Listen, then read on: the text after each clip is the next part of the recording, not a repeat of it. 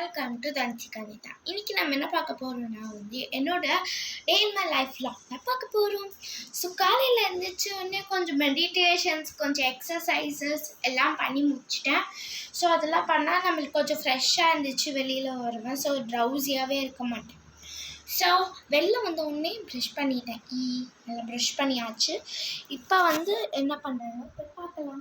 காலையில் எந்திரிச்சோடனே ப்ரஷ் பண்ணிவிட்டு முதல் வேலையை தண்ணி குடிக்கிறது ரொம்ப நல்ல பழக்கம்னால ஃபஸ்ட்டு இந்த தண்ணியை சிப் பண்ணிக்கிறேன்.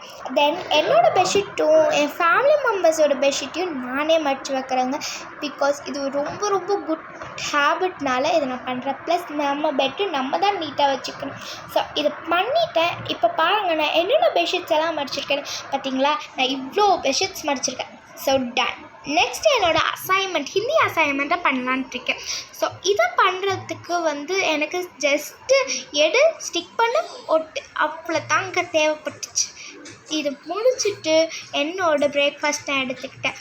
என்னென்னா காடை ரோஸ்ட், தென் தோசை, தென் சிக்கன் குழம்பு. ஸோ இப்போ என் தம்பிக்கு 2 தோசை எங்கள் அம்மா என்னை ஊற்ற சொன்னாங்க.